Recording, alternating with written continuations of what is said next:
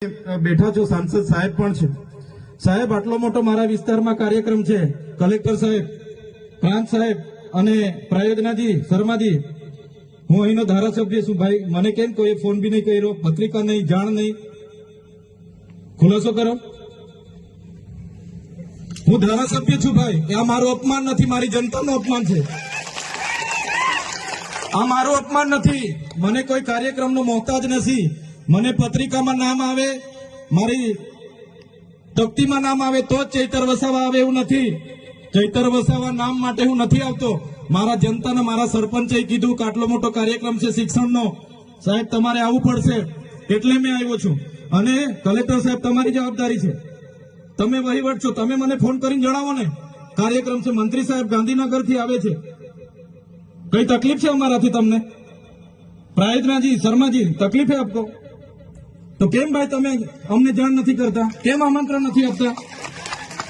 તમારું વહીવટી તંત્ર હું ધંધા કરે છે ને બધું ખબર છે. હમણાં મોદી સાહેબ આવ્યા હતા, ખર્ચો થાય ભાઈ, 8-10 કરોડ રૂપિયાનો ખર્ચો થાય. તમે દેવ મોગરામાં ડેકોરેશન માટે કલેક્ટર સાહેબ 16 કરોડ રૂપિયાનો અમારા આદિજાતિ બજેટમાં ખર્ચો પાડ્યો છે. તમે ત્યાં મોદી સાહેબના મંડપના સ્ટેજ માટે 15 કરોડના ખર્ચા કર્યા છે. ટોયલેટ, મોબાઈલ ટોયલેટ માટે 2,40,000 નો 2 કરોડ ને 40 લાખના તમે ખર્ચા પાડ્યા છે. નાસ્તા માટે 2 કરોડ ખર્ચા પાડ્યા છે. તમે ડોમ માટે 2 કરોડ ખર્ચા પાડ્યા, ચા માટે 2 કરોડ ખર્ચા પાડ્યા, બસ માટે 2 કરોડ ને 71 લાખ રૂપિયાનો ખર્ચો પાડ્યો. કેમ? અમે સવાલ પૂછીએ એટલે તમને નડીએ છે? તમારા મનમાં ધુમાડો હોય તો કાઢી નાખજો ભાઈ. બરાબર છે, આ જનતાના ટેક્સના પગારે આપણે બધા છે. આ જનતાના ટેક્સનો પગાર મને પણ મળે છે, તમને પણ. કલેક્ટરથી તલાટીથી લઈને કલેક્ટર સુધીના બધા તમે નોકર છો, અમે બધા સેવક છે. આ લોકોએ જે પણ કે અમે પ્રતિનિધિ છે, અમને અધિકારો આપ્યા છે.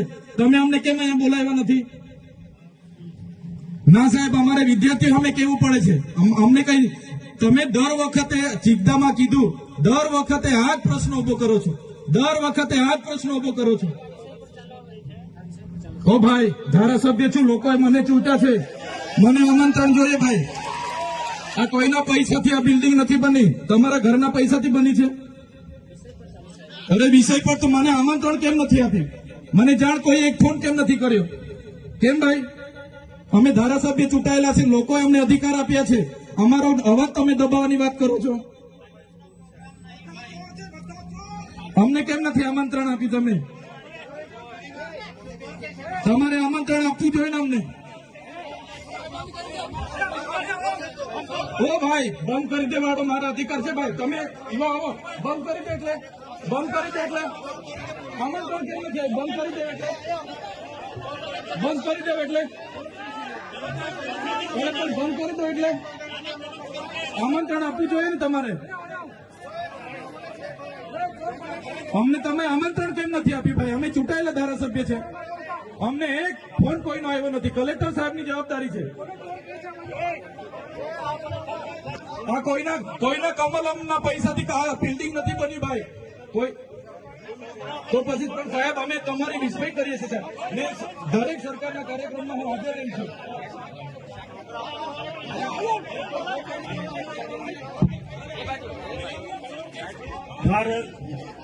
ભાઈ ચલો શાંતિથી બેસી જાઓ, બધા બેસી જાઓ.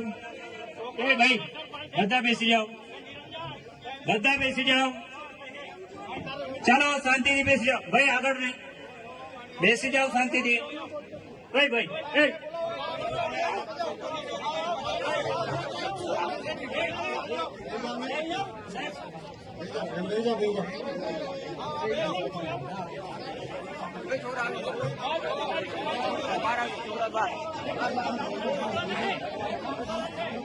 ભાઈ ચાલો ભાઈ, પોલીસ ડિપાર્ટમેન્ટ સાહેબ.